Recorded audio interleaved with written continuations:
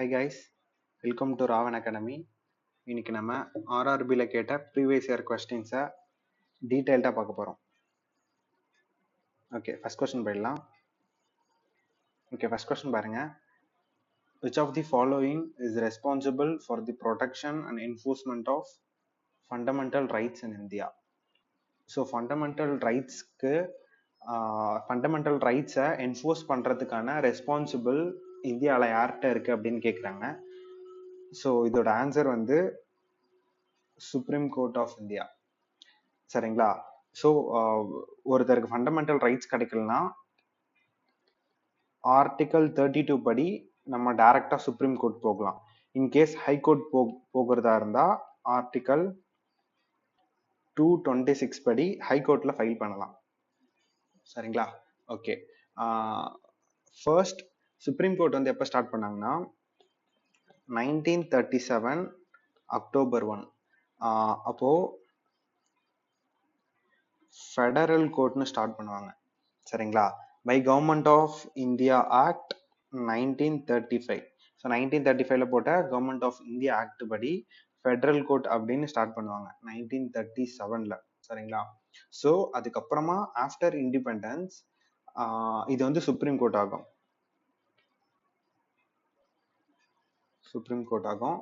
இது எஸ்டாப்ளிஷ் பண்ணது வந்து 26th Jan 1950. சரிங்களா?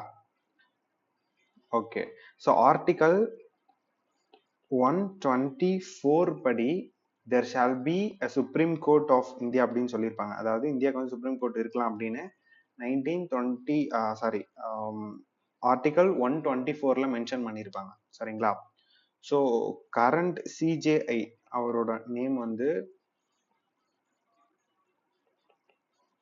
சஞ்சீவ் கண்ணா. சரிங்களா? So overall strength supreme court ஜட்ஜஸோட ஸ்ட்ரென்த் எப்படி இருக்கும்னா மேக்ஸிமம் ஆஃப் 33 + 1 இருக்கலாம். 33 ஜட்ஜஸ் + 1 சீஃப் ஜஸ்டிஸ். சரிங்களா? ஒரு சிஜிஐ. ஸோ இது வந்து மேக்ஸிமம் ஸ்ட்ரென்த் இவ்வளோ இருந்துக்கலாம். சரிங்களா? கரண்டா 32 + 1 இருக்குன்னு நினைக்கிறேன். சரிங்களா? ஸோ அதுக்கப்புறம் அவரோட ரிட்டையர்மெண்ட் ஏஜ் பார்த்தோம் அப்படின்னா 65. சரிங்களா? மேக்ஸிமம் ஆஃப் 65 இயர்ஸ் வரையும் சிஜிஐ வந்து இருக்கலாம். சரிங்களா? சரி, ஓகே, அடுத்த கொஸ்டின் பார்க்கலாம். செகண்ட் கொஸ்டின் பாருங்க. which amendment has made the right to education a fundamental right? So right to எஜுகேஷனை வந்து எந்த அமெண்ட்மெண்ட்ல ஃபண்டமெண்டல் ரைட்ஸா சேஞ்ச் பண்ணாங்க அப்படின்னு கேட்குறாங்க. சரிங்களா? ஸோ நிறைய ரிப்பீட்டடாக கேட்ட கொஸ்டின் இது. ஸோ ஆன்சர் வந்து 86th அமெண்ட்மெண்ட். 2002ல இந்த அமெண்ட்மெண்ட்டை போட்டிருப்பாங்க. சரிங்களா? ஸோ அதுக்கு முன்னாடி வரையும் எஜுகேஷன் அப்படின்றது வந்து ஒரு ஃபண்டமெண்டல் ரைட் இல்லை. சரிங்களா? 2002க்கு அப்புறமா தான் இந்த அமெண்ட்மெண்ட் மூலியமா என்ன பண்ணியிருப்பாங்கன்னா ஆர்டிகல் 21A வந்து இன்சர்ட் பண்ணியிருப்பாங்க ஃபண்டமெண்டல் ரைட்ல. சரிங்களா? இது வந்து எலமெண்டரி எஜுகேஷன் தாங்க.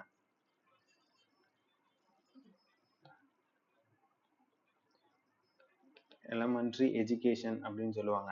அதாவது 6 to 14 இயர்ஸ் இதுக்குள்ள இருக்க சில்ட்ரனை மேண்டேட்டரியா ஃப்ரீ எஜுகேஷன் கொடுக்கணும் ஒரு ஸ்டேட்டு.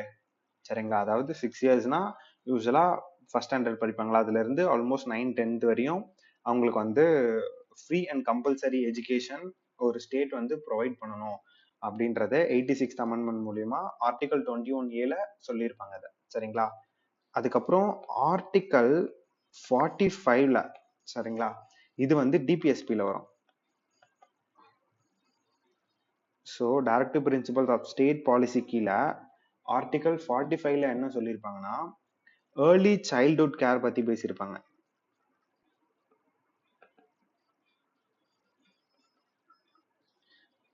சரியா? அதாவது ஒரு ஒரு ஸ்டேட் வந்து அந்த 6 இயர்ஸ்க்குள்ள இருக்க சில்ட்ரன்ஸ்க்கும் கேர் பண்ணணும். ஃபார் எக்ஸாம்பிள் இப்போ அங்கன்வாடி இருக்குல்ல, அதாவது பால்வாடின்னு சொல்லுவாங்களே. ஸோ அதுல என்ன பண்ணுவாங்கன்னா அந்த ப்ரீ ஸ்கூல் போறதுக்கு முன்னாடி அந்த அந்த அங்கன்வாடியில் அவங்களுக்கான எலமெண்டரி எஜுகேஷன், ஸோ சில இது காமனான எஜுகேஷன், அவங்களுக்கு தேவையான ஃபுட், நியூட்ரிஷனான ஃபுட்டை வந்து அங்கே ப்ரொவைட் பண்ணுவாங்க. அவங்க விளையாடுறதுக்கான ஒரு ஸ்பேஸா இருக்கும். சரிங்களா? அது ஸோ இதுவும் வந்து ஆர்டிகல் 45ல டிபிஎஸ்பில சொல்லியிருப்பாங்க ஏர்லி சைல்ட்ஹுட் கேர் பத்தி. சரிங்களா? அதுக்கப்புறம் ஆர்டிகல் 51A ஆர்டிகல் 51Aல வந்து ஃபண்டமெண்டல் டியூட்டி இருக்கும். சரிங்களா? இதுக்கு முன்னாடி 10 ஃபண்டமெண்டல் டியூட்டி இருக்கும். இத 11th ஃபண்டமெண்டல் டியூட்டியா ஆட் பண்ணுவாங்க. இதே அமெண்ட்மெண்ட்ல தான் இது எல்லாமே நடக்கும். சரிங்களா? இதுல என்ன சொல்லியிருப்பாங்கன்னா பேரண்ட்ஸ் அப்படி இல்லைன்னா கார்டியன் அவங்க வந்து கம்பல்சரி எஜுகேஷன் எல்லா சில்ட்ரனுக்கும் எல்லா சில்ட்ரன்னா விச் மீன்ஸ் அந்த கார்டியனோட அந்த பேரண்டோட சில்ட்ரன் எல்லாருக்குமே 6 to 14 years இந்த எலமெண்டரி எஜுகேஷன் கொடுக்கறத வந்து ஒருத்தரோட ஃபண்டமெண்டல் டியூட்டியா சேஞ்ச் பண்ணிடுவாங்க. சரிங்களா? ஸோ இந்த பீரியட்ல அவங்கள வந்து ஒர்க்குக்கு அனுப்பக்கூடாது. They should give education. சரிங்களா? ஸோ இதுதான் வந்து 86th அமெண்ட்மெண்ட்ல ஃபுல்லா பண்ணியிருப்பாங்க டீடைல்டா. சரிங்களா? மற்றபடி இதுல இம்பார்ட்டன்ட் அமெண்ட்மெண்ட் பார்க்கணும்னா இந்த 92nd அமெண்ட்மெண்ட் வந்து இம்பார்ட்டன்ட். ஏன் அப்படின்னா லாங்குவேஜ் பத்தி பேசியிருப்பாங்க. அதாவது 21st அமெண்ட்மெண்ட்ல கொஞ்சம் லாங்குவேஜஸ் ஆட் பண்ணியிருப்பாங்க. அதாவது இனிஷியலி 14 அஃபிஷியல் லாங்குவேஜ் தான் இருக்கும். லாங்குவேஜ் தான் இருக்கும். அதுக்கப்புறமா 21st அமெண்ட்மெண்ட்ல கொஞ்சம் லாங்குவேஜஸ் ஆட் பண்ணுவாங்க. அண்ட் தென் 72nd அமெண்ட்மெண்ட்ல இன்னும் கொஞ்சம் லாங்குவேஜஸ் ஆட் பண்ணுவாங்க. கடைசியா இந்த 92nd அமெண்ட்மெண்ட்ல ஒரு 4 லாங்குவேஜ் ஆட் பண்ணுவாங்க. சரிங்களா? ஃபர்ஸ்ட் வந்து போடோ, செகண்ட் வந்து டோக்ரி, தேர்ட் வந்து மைதிலி, ஃபோர்த்து சந்தலி. சரிங்களா? ஸோ இந்த 4 லாங்குவேஜையும் 92nd அமெண்ட்மெண்ட்ல அஃபிஷியல் லாங்குவேஜா ப்ரொமோட் பண்ணுவாங்க. ஸோ டோட்டலி இப்போ 22 அஃபிஷியல் லாங்குவேஜ் கரண்டா இருக்கு இந்தியால. சரிங்களா? ஓகே, நெக்ஸ்ட் கொஸ்டின் பார்க்கலாம். Who is the head of the union executive in India? அதாவது யூனியன் எக்ஸிகியூட்டிவோட ஹெட் வந்து யாருன்னு கேக்குறாங்க. சரிங்களா? ஸோ இதுக்கான ஆன்சர் வந்து ஸோ ஆப்வியஸா இந்த 2 பேர் இருக்க மாட்டாங்க. ஒன்று வந்து பிரைம் மினிஸ்டர் அப்படி இல்லைன்னா பிரசிடென்டா இருக்கணும். ஸோ இதை பத்தி டீட்டெயிலாக பார்க்கலாம். இதோட ஆன்சர் வந்து பிரசிடென்ட் தான். சரிங்களா? பிரசிடென்ட் வந்து head of state and union எக்ஸிகியூட்டிவ்னு சொல்லுவாங்க. ஸ்டேட் அண்ட் யூனியன் எக்ஸிகியூட்டிவ் அப்படின்னு சொல்லுவாங்க. ஆக்சுவலா ஒரு பக்கம்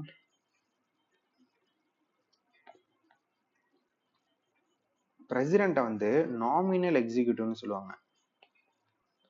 நாமினல் எக்ஸிகியூட்டிவ். பிஎம் வந்து ரியல் எக்ஸிகியூட்டிவ். அதாவது டு பி ஃப்ராங்க் எப்படி சொல்லணும்னா எல்லா எக்ஸிகியூட்டிவ் பவர்ஸும் பிரசிடென்ட்டோட நேம்ல தான் இம்ப்ளிமெண்ட் ஆகும். பட் அது எல்லாத்தையும் இம்ப்ளிமெண்ட் பண்றவர் வந்து பிரைம் மினிஸ்டர். சரிங்களா? So he is just nominal. அதாவது இவரோட பேர்ல நடக்கும், பட் பண்ற எல்லாமே பிஎம் தான். சரிங்களா? ஓகே, ஸோ அதுக்கு தான் இவரை வந்து டி ஜூரின்னு சொல்லுவாங்க. அண்ட் பிரைம் மினிஸ்டரை வந்து டி ஃபேக்டோன்னு சொல்லுவாங்க. சரிங்களா? ஸோ இவர்கிட்ட தான் வந்து ரியல் பவர் இருக்கும். இவர் வந்து ஹெட் ஆஃப் த கவர்மெண்ட்னு சொல்லுவாங்க. பிஎம் ஹெட் ஆஃப் தி கவர்மெண்ட்னு சொல்லுவாங்க. சரிங்களா? ஓகே, நெக்ஸ்ட் கொஸ்டின் பார்க்கலாம். Okay, which writ is issued against executive and inferior judicial bodies to perform their duties which they have failed to perform? So ஒரு பண்ண வேண்டிய டியூட்டியை பண்ணலனா என்ன ரிட் வந்து அவங்களுக்கு அகெயின்ஸ்டா போடலாம் அப்படின்னு கேட்குறாங்க. சரிங்களா? ஸோ மொத்தம் 5 ரிட்டுன்னு பார்த்தோமா.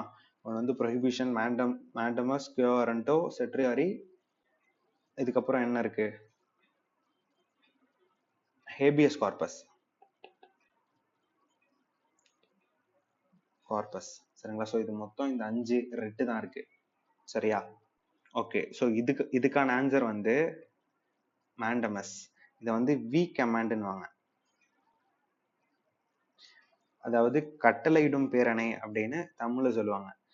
ஸோ ஏதாச்சும் ஒரு கவர்மெண்ட் அஃபீஷியல் யாராச்சும் அவரோட டியூட்டி வந்து பெர்ஃபார்ம் பண்ணல அப்படின்னா, ஸோ இதை வந்து நம்ம கோர்ட்ல போட்டோம் அப்படின்னா கோர்ட் வந்து ஆர்டர் பண்ணும் அவங்களுக்கு. இஃப் இட் இஸ், அதாவது அது வந்து லீகலா இருந்துச்சுன்னா, he should perform but he denied அப்படின்ற ஒரு கண்டிஷன்ல அவங்கள வந்து பண்ண வைக்கும். சரிங்களா? கோர்ட். ஸோ மற்றபடி வந்து இந்த ப்ரொஹிபிஷன் அப்படின்னா டு ஃபார்பிட் அப்படின்வாங்க. forbid the Satrioraya to be certified அப்படின்வாங்க. சரிங்களா? கியோ வாரண்டோ வந்து by what authority? what authority அப்படின்வாங்க. சரிங்களா? ஓகே. இந்த ப்ரொஹிபிஷனும் சர்ட்ரையரையும் ஒரு ஹையர் கோர்ட் வந்து லோயர் கோர்ட்டை வந்து அவங்க கிட்ட இருந்து சில கேசஸ் வந்து எடுத்து பண்ற மாதிரி இருக்கும். சரிங்களா? ஓகே. அடுத்த கொஸ்டின் பார்க்கலாம். Which of the following articles of the Indian Constitution guarantees protection against arrest and detention in certain cases? Okay. So இதுல வந்து அரெஸ்ட் ஆகுறவங்க அவங்களோட ரைட்ஸை பத்தி பேசியிருப்பாங்க. சரிங்களா? ஸோ இந்த ஆர்டிக்கல் வந்து ஆர்டிக்கல் 22. சரியா? ஓகே. இதுல வந்து ஸ்பெஷலி வந்து 2 டைப்ஸ் ஆஃப் டிடென்ஷன் இருக்கு. ஒன்று வந்து புனிட்டிவ் அப்படின்வாங்க, இன்னொன்று வந்து ப்ரிவென்டிவ் அப்படின்வாங்க. ஸோ இந்த புனிட்டிவ் டிடென்ஷன் அப்படின்னா என்னன்னா, ஒருத்தர் தப்பு பண்றாரு, அவரை வந்து அரெஸ்ட் பண்ணுவாங்க. ஸோ அவங்களுக்கான இருக்க ரைட்ஸ் அது எல்லாமே இருக்கும். ஸோ இந்த ப்ரிவென்டிவ் அப்படின்னா ஒருத்தர் தப்பு பண்ணியிருக்க மாட்டாரு, பட் அவர் தப்பு பண்ணிடக்கூடாது, விச் மீன்ஸ் அவரால் என்னமோ ஒரு த்ரெட் இருக்கு ஏதோ ஒரு விஷயத்துக்குன்னா, ஸோ ஒரு ப்ரிவென்ஷன் பேசிஸ்ல வந்து அவர் அரெஸ்ட் பண்ணுவாங்க. ஸோ இதுல வந்து இந்த பொடா மிசா, ஸோ இந்த மாதிரியான ஆக்ட்ஸ் சில எக்ஸப்ஷன்ஸ் இருக்கும். சரிங்களா? அதெல்லாம் வந்து இந்த ப்ரிவென்டிவ்ல வரும். சரியா? ஓகே. மற்றபடி ஆர்டிக்கல் 20ல சில விஷயம்லாம் சொல்லியிருப்பாங்க. சரிங்களா? அதுல வந்து ஃபர்ஸ்ட் நோ எக்ஸ்போஸ்ட் ஃபேக்டோன்னுவாங்க. போஸ்ட் ஃபேக்டோ இதுல வந்து அட் த டைம் ஆஃப் ஒருத்தர் வந்து தப்பு பண்றாருன்னா அந்த டைம்ல அதுக்கு என்ன சட்டம் இருக்கோ அதை தான் ஃபாலோ பண்ணும். ஸோ அந்த அவர் பண்ண தப்பால என்னமோ ஒரு அமெண்ட்மெண்ட் ஆகுது, அதுக்கான தண்டனையில என்னமோ ஒரு அமெண்ட்மெண்ட் ஆகுது. இப்போ ஃபார் எக்ஸாம்பிள் ஒருத்தர் வந்து ஏதோ ஒரு திருடுறாரு, அவருக்கு வந்து ஒரு 10 years ஜெயில் சிறை தண்டனைன்னு சொல்லியிருக்காங்க.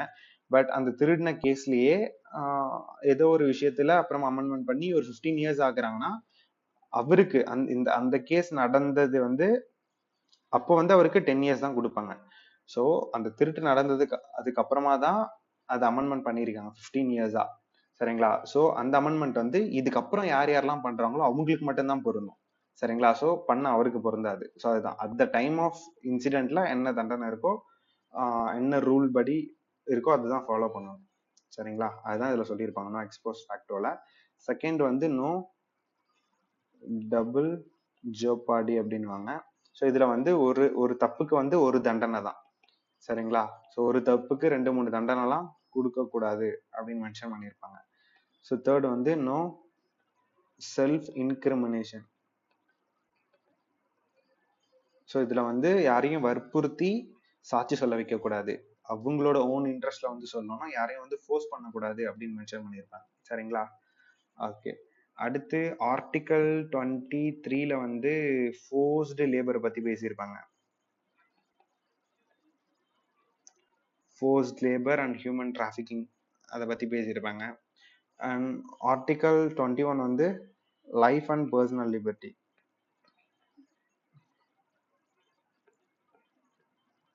லைஃப் அண்ட் பர்சனல் லிபர்ட்டி பத்தி பேசியிருப்பாங்க. சரிங்களா? ஓகே. அண்ட் 6th கொஸ்டின் பார்க்கலாம். Which of the following constitutional body is responsible for ensuring free and fair election? Okay. So ஆப்வியஸாக எல்லாருக்கும் தெரியும் election commission of India. Selection commission of India தான் responsible for free and fair election. சரிங்களா? Okay. So election commission of India, okay, இதை பற்றி பார்க்கலாம். இதோட article வந்து 324. ஸோ ஆர்டிக்கல் 324 என்ன சொல்லியிருப்பாங்கன்னா, there shall be an election commission of India to conduct elections அப்படின்ற மாதிரி மென்ஷன் பண்ணியிருப்பாங்க. சரிங்களா? So it is a constitutional body. சரியா? ஸோ ஃபர்ஸ்ட் எலெக்ஷன் கமிஷனர் யார் அப்படின்னா சுக்குமார் சென். சுக்குமார் சென். ஸோ கரண்டா இருக்கவர் வந்து 25th chief election commissioner. So இவர் வந்து ராஜீவ் குமார். சரிங்களா? ஓகே. ஸோ மற்றபடி எலெக்ஷன் கமிஷனோட ஸ்ட்ரக்சர்ல வந்து ஒரு சீஃப் எலெக்ஷன் கமிஷனர் இருப்பாரு, 2 எலெக்ஷன் கமிஷனர்ஸ் இருப்பாங்க அவர் கூட. ஸோ இதுதான் வந்து அதோட ஸ்ட்ரக்சர். சரியா? ஓகே, அடுத்த கொஸ்டின் பார்க்கலாம். ஸோ நெக்ஸ்ட் வந்து article 19(1)A of the Indian Constitution refers to. So article 19(1)A என்ன சொல்லியிருப்பாங்க அப்படின்னா, அதாவது freedom of speech and expression பத்தி பேசியிருப்பாங்க. சரிங்களா? அதுல ஓகே, இது வந்து ரைட் டு ஈக்குவாலிட்டி அப்படின்னா ஆர்டிகல் 14ல சொல்லியிருப்பாங்க. சரியா? ரைட் டு ஈக்குவாலிட்டி அப்படின்றது ரைட் அகெயின்ஸ்ட் எக்ஸ்ப்ளாய்டேஷன் அப்படின்னா ஆர்டிகல் 23, 24ல இதை பத்தி பேசியிருக்காங்க. சரிங்களா? கல்ச்சரல் எஜுகேஷன் ரைட்ஸ்னா 29 and 30 வந்து கல்ச்சரல் எஜுகேஷன் ரைட்ஸ் கீழே வரும், ஆர்டிகல் 29 and 30. சரிங்களா? அண்ட் மற்றபடி இந்த ஆர்டிகல் 19ல சப் கிளாஸஸ் இருக்கு. ஆக்சுவலா 19A வந்து freedom of speech and expression. சரியா? 19B வந்து அசம்பிள் பீஸ்ஃபுல்லி வித்தவுட் ஆர்ம்ஸ்னு சொல்லியிருப்பாங்க. சரிங்களா? அதாவது ஆர்டிகல் 19(1)A நம்மளோட பேச்சு உரிமையை பத்தி பேசியிருப்பாங்க. நம்மளுக்கு நம்மளோட கருத்தை சொல்றதுக்கான எல்லா ரைட்ஸும் இருக்கு அப்படின்ட்டு. சரிங்களா? ஸோ ஆர்டிகல் 19B நம்ம வந்து எந்த டிஸ்டர்பன்ஸும் பண்ணாம, பப்ளிக்கு எந்த ஒரு கோஷமும் போடாம, மற்றவங்களுக்கு டிஸ்டர்ப் பண்ணாம பீஸ்ஃபுல்லா எல்லா இடத்துலயும் கூட்டம் போடலாம். சரிங்களா? அசம்பிள் பீஸ்ஃபுல்லி வித்தவுட் ஆர்ம்ஸ் அப்படின்றத வந்து 19B சொல்லியிருப்பாங்க. சரியா? And then 19C right to form association or union சொல்லியிருப்பாங்க. அதாவது எந்த ஒரு இடத்துலயும் யூனியன் அசோசியேஷன் ஃபார்ம் பண்றதுக்கோ நம்மளுக்கு ரைட்ஸ் இருக்கு for the welfare of employee அப்படின்னு மென்ஷன் பண்ணியிருப்பாங்க. சரிங்களா? And 19D move freely throughout the territory of India. அதாவது இந்தியாவோட டெரிட்டரியில இருக்க எந்த இடத்துக்கு வேணாலும் நம்ம போகலாம், நம்மளுக்கு வந்து ரைட்ஸ் இருக்கு. யாரும் வந்து நீ இங்க போக கூடாது, அங்க போக கூடாது அப்படின்னு டினை பண்ண முடியாது அப்படின்றத வந்து 19D சொல்லியிருப்பாங்க. சரியா? And 19E reside and settle in any part of the territory. அதாவது நம்ம எங்க வேணாலும் போறது தாண்டி எங்க வேணாலும் போயிட்டு நம்ம தங்கலாம். சரிங்களா? ஸோ இங்கே நீ இருக்கக்கூடாது அப்படின்னு யாரும் சொல்ல முடியாது. சரிங்களா? ஸோ இப்போ நீங்க இங்க இருந்து போயிட்டு, இப்போ முன்னாடியாச்சும் 370 ஆர்டிகல் படி காஷ்மீருக்கு ஒரு ஸ்பெஷல் ரைட்ஸ் இருந்துச்சு, அங்க போயிட்டு நம்ம ப்ராப்பர்ட்டி வாங்க முடியாது. அதெல்லாம் இப்போ அதுவும் எடுத்துட்டாங்க. சரியா? ஓகே. ஸோ அடுத்து 19F படி to practice any profession. So நம்ம என்ன தொழில் வேணாலும் பண்ணலாம், அது வந்து லீகலா இருக்க வரையும். சரிங்களா? ஸோ லீகலி அப்ரூவ்டு பிசினஸ் என்ன வேணாலும் பண்ணலாம். சரிங்களா? ஸோ நீங்க வந்து இதை பண்ணக்கூடாது, அதை பண்ணக்கூடாதுன்னு எந்த ரூல்ஸும் யாரும் போட முடியாது அப்படின்றத வந்து ஃபண்டமெண்டல் ரைட்ஸ்ல 19F சொல்லியிருப்பாங்க. சரிங்களா? ஸோ இதெல்லாம் தான் பேசிக் ஃபண்டமெண்டல் ரைட்ஸ். ஓகே, அடுத்து 8th பார்க்கலாம். which of the following is the highest law officer in the government of India? சரிங்களா? ஸோ கவர்மெண்ட் ஆஃப் இந்தியாவோட ஹையஸ்ட் லா ஆஃபீஸர் யாரு அப்படின்னாங்கன்னா, நம்ம மாத்தி தப்பா ஜட்ஜ் ஆஃப் சுப்ரீம் கோர்ட்னு சூஸ் பண்ணக்கூடாது. ஸோ இதோட ஆன்சர் வந்து அட்டார்னி ஜெனரல் ஆஃப் இந்தியா. சரிங்களா? So article 76 there shall be Attorney General of India அப்படின்னு சொல்லியிருப்பாங்க. இவர் தான் வந்து highest law officer in the country. சரிங்களா? அதாவது ஹையஸ்ட் லா ஆஃபீஸர் அப்படின்னா இவர் வந்து யூனியன் கவர்மெண்டோட யூனியன் கவர்மெண்டோட அஃபீஷியல் அட்வொகேட். ஸோ எல்லா கேஸ்லயும் யூனியன் கவர்மெண்ட்டை இவர் ரெப்ரசன்ட் பண்ணுவாரு. சரிங்களா? எந்த ஒரு லீகல் விஷயத்தையும் கவர்மெண்ட் ஆஃப் இந்தியாவுக்கு இவர் தான் அட்வைஸ் பண்ணுவாரு. இது எப்படி பண்ணலாம், அப்படி பண்ணலாம் லீகலி. சரிங்களா? ஸோ மற்றபடி இவரோட குவாலிஃபிகேஷன்ஸ் எல்லாமே வந்து same as judge of Supreme Court. சரிங்களா? ஸோ சுப்ரீம் கோர்ட் ஜட்ஜ் ஆகிறதுக்கு என்னென்ன குவாலிஃபிகேஷன் இருக்கோ அதே குவாலிஃபிகேஷன் தான் அட்டார்னி ஜெனரல் ஆஃப் இந்தியாவுக்கும். சரிங்களா? அதுல என்ன சொல்லியிருப்பாங்க, சுப்ரீம் கோர்ட் ஜட்ஜ் ஆகணும்னா ஃபர்ஸ்ட் வந்து அவரு 5 இயர்ஸ் ஹைகோர்ட் ஜட்ஜா இருக்கணும். அப்படி இல்லைன்னா 10 இயர்ஸ் ஹைகோர்ட் அட்வொகேட்டா ப்ராக்டிஸ் பண்ணிருக்கணும். சரிங்களா? ஸோ இவருக்கும் கிட்டத்தட்ட அதே குவாலிஃபிகேஷன்ஸ் தான். சரிங்களா? ஓகே, அடுத்து 9th கொஸ்டின் பார்க்கலாம். Which article of the Indian Constitution provided power to the Supreme Court of India to review its own judgment? Okay, அதாவது சுப்ரீம் கோர்ட் ஆஃப் இந்தியா வந்து அவங்களோட ஜட்ஜ்மெண்ட்டையே ரிவ்யூ பண்ணிக்கலாம் அப்படின்னு சொல்ற ஆர்டிகல் எது அப்படின்னு கேட்குறாங்க. சரிங்களா? ஸோ இந்த ஆர்டிகல் 150 வந்து சுப்ரீம் கோர்ட்லயே வராது. ஆக்சுவலா இது 3 தான் சுப்ரீம் கோர்ட்ல வரும். அதாவது 124ல இருந்து 145 சம்திங் வரையும் சுப்ரீம் கோர்ட் இருக்கும். 148 to 150. ஸோ இது எல்லாமே வந்து CA control and auditor general பத்தி பேசியிருப்பாங்க. சரிங்களா? இந்த ஆர்டிக்கல்ல. ஸோ இது வந்து டெஃபினட்டா வராது. ஸோ இதுல வந்து ஆர்டிகல் 137ல தான் ஜுடிஷியல் ரிவ்யூ பத்தி பேசியிருப்பாங்க. சரியா? அதாவது ஜுடிஷியல் ரிவ்யூ அப்படின்னா இப்போ ஃபார் எக்ஸாம்பிள் சொல்லணும்னா ஒரு 50-60 இயர்ஸ்க்கு முன்னாடி இந்த எல்ஜிபிடிக்யூன்னு சொல்றாங்களா, அந்த ரைட்ஸ் வந்து ஒரு பெரிய விஷயமா இருந்திருக்கும். அதெல்லாம் வந்து யாருமே இவ்வளவு ஓப்பனா வந்து அக்செப்ட் பண்ணிக்க மாட்டாங்க. சரிங்களா? பட் இப்போ ரீசெண்டா வந்து அதெல்லாம் வந்து இந்தியன் கவர்மெண்ட் அப்ரூவ் பண்ணி இருக்கு. அப்படின்னா அதாவது இதுக்கு முன்னாடி அது வந்து இல்லீகல்னு சொல்லியிருப்பாங்க. இப்போ வந்து அதை லீகலா சேஞ்ச் பண்றாங்க. ஸோ அது ஃபார் எக்ஸாம்பிளுக்கு தான் சொல்றேன். அதாவது இன்கேஸ் ஒரு 50 இயர்ஸ்க்கு முன்னாடி சுப்ரீம் கோர்ட் அது இல்லீகல்னு சொன்னாங்கன்னா, இப்போ ரீசெண்டா அதை லீகல்னு சேஞ்ச் பண்றாங்கன்னா, இவங்களோட ஓன் ஜட்ஜ்மெண்ட்டை இவங்க வந்து நல் அண்ட் வைட் பண்ணிட்டு இவங்க வந்து இப்போ வந்து சேஞ்ச் பண்ண முடியும். அதாவது இவங்களோட ஓன் ஜட்ஜ்மெண்ட்டை வந்து இவங்க ஜுடிஷியல் ரிவ்யூ பண்ண முடியும். ஸோ இந்த பெனிஃபிட்டை தான் வந்து இந்த விஷயத்தை தான் வந்து இந்த ஆர்டிகல் 137ல சொல்லியிருப்பாங்க. சரியா? ஓகே, மற்றபடி இந்த ஆர்டிகல் 138ல வந்து enlargement of jurisdiction of Supreme Court அதை பத்தி பேசியிருப்பாங்க. ஆர்டிகல் 140ல வந்து ancillary power of Supreme Court. சரிங்களா? அதை பத்தி பேசியிருப்பாங்க. ஓகே, ஸோ 10th கொஸ்டின் போயிடலாம். which of the following articles of the Indian Constitution states that it is the duty of every citizen of India to safeguard public property and to abjure violence? Okay, அதாவது public ப்ராப்பர்ட்டியை வந்து நம்ம பாதுகாக்கணும் அப்படின்னு எந்த ஆர்டிக்கல்ல mention பண்ணியிருப்பாங்க அப்படின்னு கேட்குறாங்க. So first of all article 51A இதுல வந்து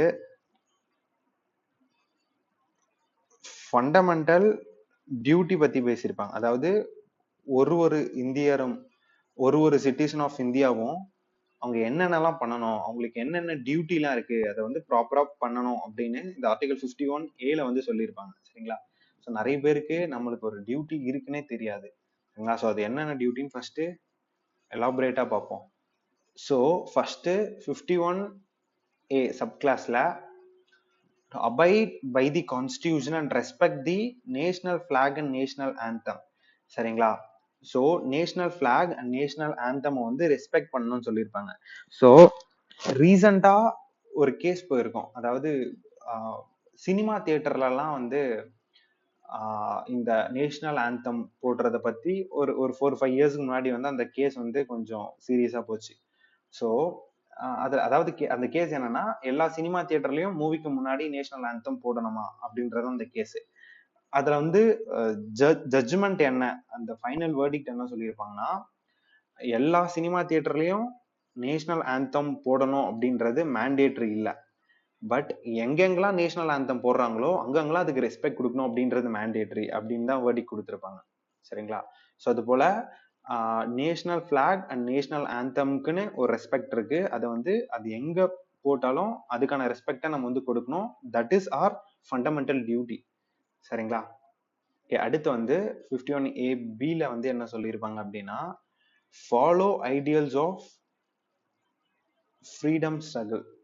ஸோ என்னன்னா சில ஃப்ரீடம் ஃபைட்டர்ஸ், ஸோ அவங்களோட ரெஸ்பெக்ட், அவங்களோட வழியில வந்து நம்ம ஃபாலோ பண்ணணும் அப்படின்ற மாதிரி சொல்லியிருப்பாங்க 51B(B)ல. சரியா?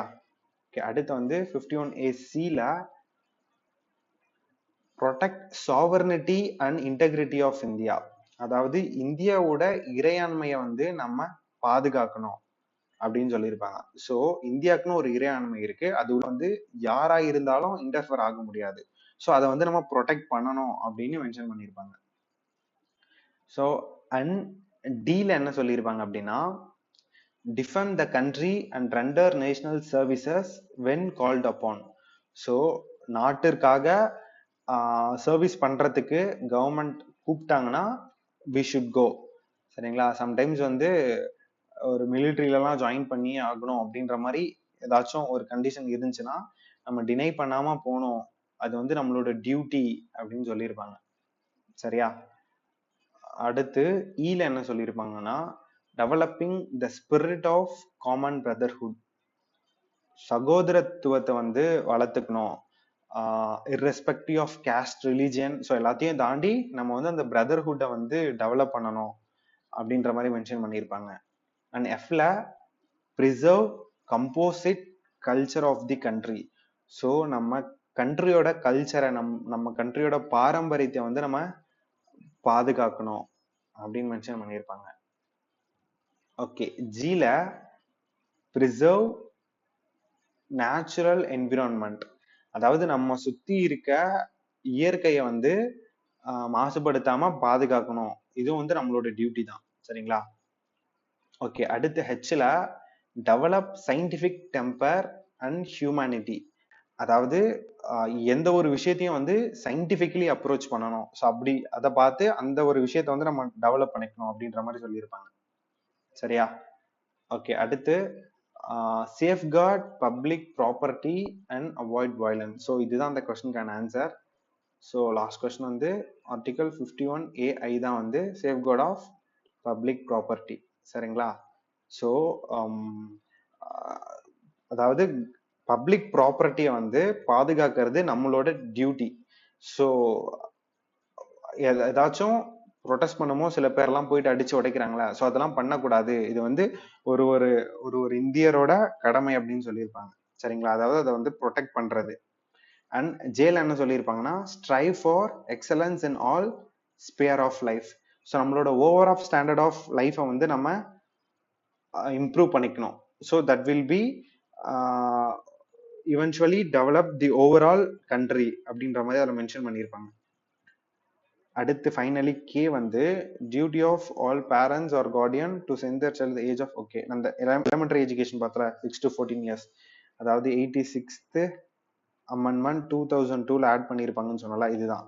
ஸோ இது வந்து 11th ஃபண்டமெண்டல் டியூட்டி.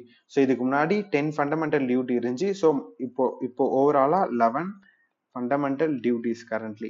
சரிங்களா? ஓகே, ஸோ இதோட இந்த கிளாஸை முடிச்சுக்கலாம். நெக்ஸ்ட் கிளாஸ்ல அடுத்து பார்க்கலாம். சரிங்களா? தேங்க்யூ.